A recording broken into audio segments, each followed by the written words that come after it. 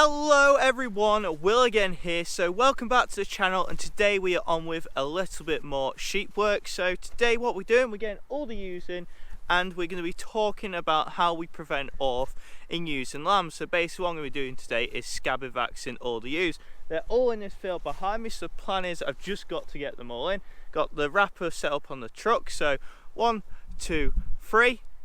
And that is them all in. It didn't take too long, so it was just me getting them in, but the ewes looking really well. And what we're doing now is crack on with it because they're all pregnant and we don't want them all standing around not being able to eat for too long. So if you do enjoy the video today, guys, please tap that like button. You want to see more stuff like this, please subscribe to the channel, and I hope you enjoy, guys. Cheers.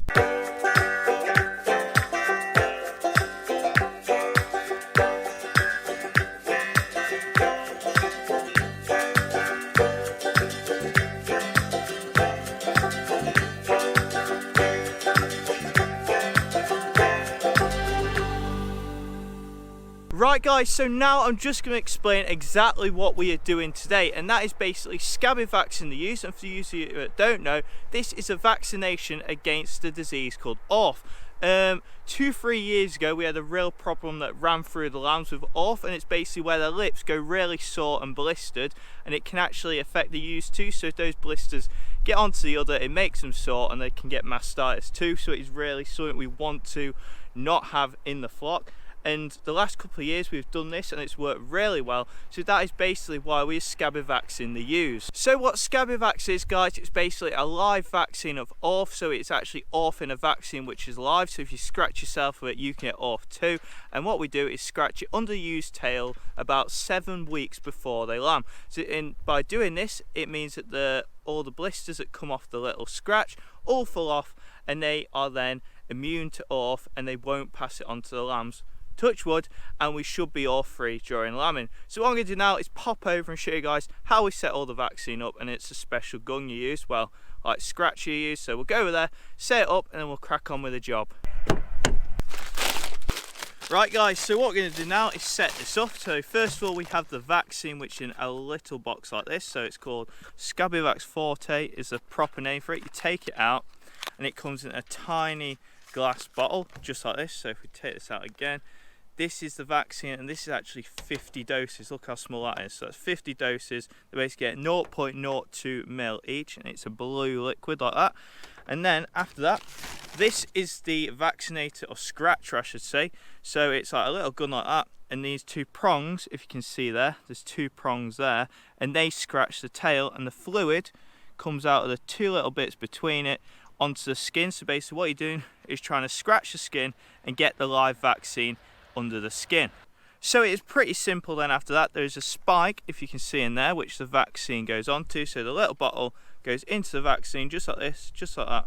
Push it in, and then you push it all the way up, and that's ready to go. Then you basically pump it through once you're ready, and the blue will come out of there. I don't want to touch it because this is one disease that can actually transmit to humans, so we really don't want this. I should be wearing gloves, but I forgot them. So if you do this at home, guys, definitely wear gloves. Don't do what I'm doing today. I'm just trying to show you guys exactly what's going on. I forgot gloves.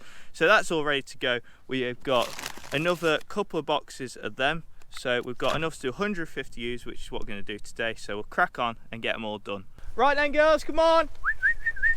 Come on, come on. Here you go, here you go, here you go. Here you go. Go on, girl, go on, girl. Right guys, so I've just placed the camera down there, so hopefully you can see and hear me because it's easier. I need two hands just to see how we do this. So basically we've got the vaccinator, we give it a squeeze after, we lift the tail up, turn it over to where it's dry so it'll take, squeeze it just like this, put on the tail, give it a scratch, and then she's done. It's fairly simple, guys. The reason we have to break the skin is so that the vaccine gets into the body, and then it'll scab up, the scabs will drop off, and she's immune. So hopefully you can see that all right. Then we're basically just sending them off, so come on, girl. And then when they have been vaccinated, what we're doing, guys, is splitting them off. So we're putting twins and triplets in the field here, and then the barons and the singles are going in here. So they're going to start going onto different rations now. I'm going to do a video on rations fairly soon to show you exactly what we're doing. But basically the twins and triplets need more food now, and obviously the barons definitely don't, and the singles don't need as much food quite yet. So they're being split up, going to different fields for different rations. we'll carry on going, and anything else I think of, I'll tell you guys.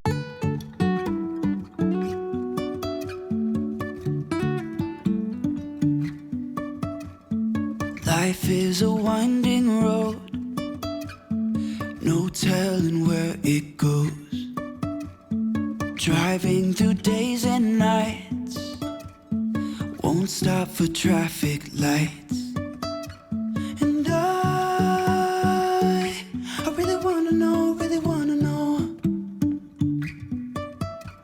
if I will ever figure out where the road goes. Even if I'm falling down, I will keep on searching for my highs. You can say I lost my mind, I will keep on holding my head high, even if the sky is falling down.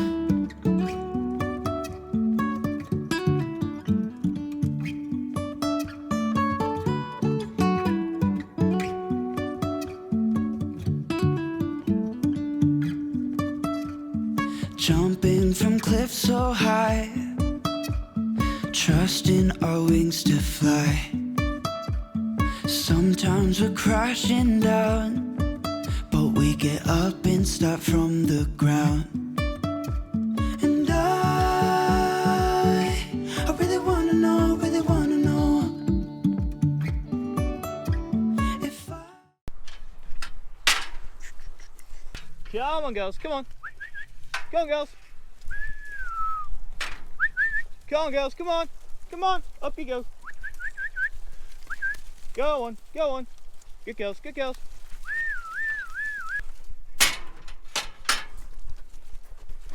I've got to say, these are feeling pretty fit, which we're pretty chuffed about, seeing as though if you look at the fields they've been on, the grass is not amazing. Well, seeing at the field they've been on most over there, they've got the choice of two at the moment. We're going to open another one off in a bit. They're just getting too wet, so we need to move them on to some dry stuff. Get on here, there is grass there if you look, not too bad, but they just need some fresh stuff. I'm going to start feeding them some haylage and some ewe nuts fairly soon, well in the next couple of days, especially the triplets and twins. But that field, yeah, it just got too wet, so we're closing that up. The twins and triplets are going to a fresh field, the singles are still here. There is enough grass for them here, there's plenty of grass to go up for 30 singles and a few barons, so that's going to do. Carry on going, it's going pretty well and they're behaving themselves. Sometimes they can get a little bit jumpy while doing this, but this wrapper system just seems to work so well. Last year I remember doing it with George in the Ritchie and he had to hold them whilst I was scratching, but here they just seem to be standing still and let me scratch them, so it's ideal and it's going alright.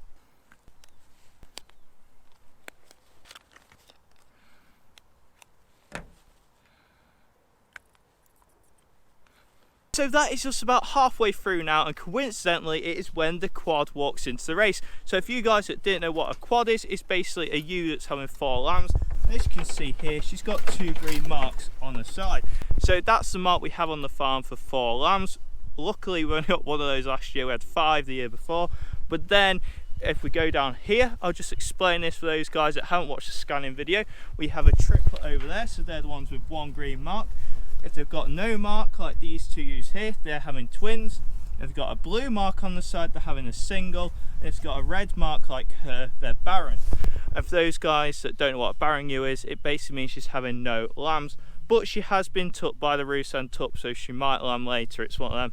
We only left the ewes in for 2 cycles, so those that didn't know. And then we popped in a tup to cross on them because we didn't want to breed them into the flock. So that is what that is. I thought it would be a good opportunity to talk about as we got the quad in the race, else I'd be searching for her for ages. But yeah guys, I'm really happy with how fit these are from the land they've been on. I'm not going to lie, the only ones that aren't as fit, saying that, this is a ewe lamb here, feeling her, she'd probably be a condition score of 2.5, 3. That ewe there was a bit too fit, she's going to say getting on for 3.5, 4, which isn't ideal, but in general they are all on the fit side rather than the thin side. That's ideal. They are on poorer ground as I said before, so let's take into account of what we're going to feed them in the next few weeks. We're 7 weeks away from lambing now, so just one of those things to think about. We'll carry on going and I'll update you if there's anything else that we see. Come on girls, come on. Go on, go on.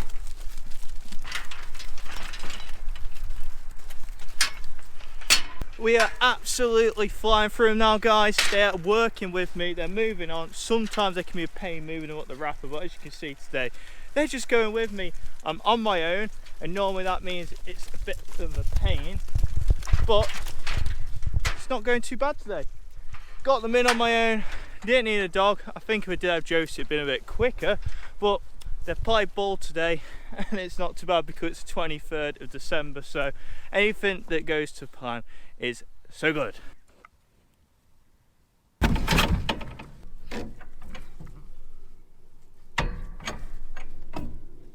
Okay.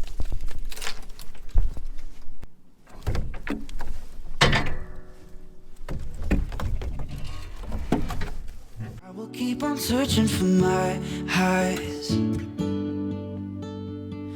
You can say I lost my mind. I will keep on holding my head high, even if the sky is falling down. Even if the sky is falling down, yeah. The sky is falling down.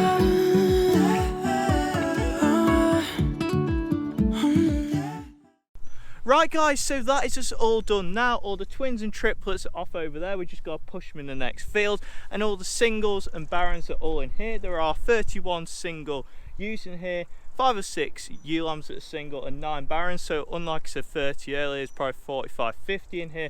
These are just going to stay in this field like I said earlier too. But I just wanted to add one little bit onto the end of the video, and that is why I actually vaccinate for ORF. Obviously I vaccinate for ORF to prevent it in the lambs, but also that little scratch could save me hundreds of pounds, and this is why. ORF will slow down the growth rates of the lambs. It will affect them because when they have sore lips they won't want to suckle on the mum. When they do suck on the mum, they will give the mum ORF, which will affect their teats, make them really sore, and the ewes won't actually want them to suckle, so the lambs will struggle, they won't grow as well, they won't drink as much milk, and it can also give the ewe mastitis. So all in all, it can lose the farmer a lot of money. The lambs won't thrive as well. You might have to cull the ewes too because the bags might be bad for next year's lambing. There's a knock-on effect through years on years, so if you can prevent it through the flock, you will save a lot of money. Just think about it like this: it is a ewe rearing 2 lambs and we have to take them off because she has a mastitic bag. It's going to cost us in milk powder, so that's on top of the cost it is to rear the lambs, and you will have to be culled, so it could cost us £200–300 with how the lamb price is at the moment just for 2 cases of ORF. So I know that's sky high figures, but we're just going for the worst just to show what it's like. But that is really why we want to prevent ORF, and as well as that, we just don't want the lambs to suffer, and it's just a welfare matter. If you can prevent ORF, the lambs are a lot happier, because just imagine if you were a person who have really sore lips, you're not going to want to eat, you're just going to sit there and they suffer. So they're the main reasons why we do it, and that is why a little scratch can save us hundreds of pounds. So what I'm going to do now is pop those ewes in the field over there and we'll let these out. So we'll drive over, open that gate, push them through, and then we'll come back down here and let these out.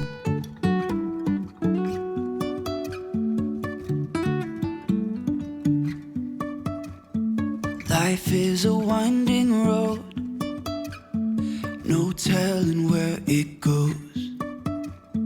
Driving through days and nights, won't stop for traffic lights. And I really wanna know, if I will ever figure out where the road goes. So that is the ewes all back now, guys. I just got to let these singles and barons out. I just wanted to talk about one thing before the end of the video, because I tried to talk about it in the scanning video, but it was that windy and wet, and that was to do with the baron ewes. So if you do remember, there's 9 baron ewes in here, and what I was looking at is basically what they've been took by. A lot of them will have orange bums, so if you look through here, a lot will have orange bums. Ignore that, that's the Russan tuck that's really took them.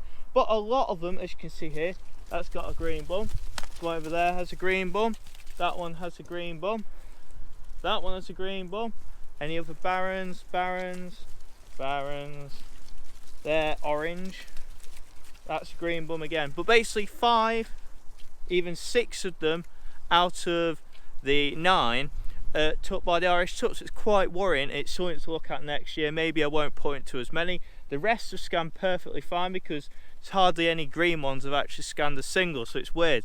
He's had 5 or 6 barons, or they've scanned as twins or triplets. It's an odd one really. It may be because he did go lame for a couple of days, so that could be something to do with it. We only left him in for 2 cycles, so possibly something there, but something to think about for next year's tupping, and maybe put into last year's like I said before. But I just wanted to mention that for all you guys that was wondering that I mentioned that before, where it was really windy and wet. So what we'll do, we'll let all these ewes out, and that is just done for today, guys.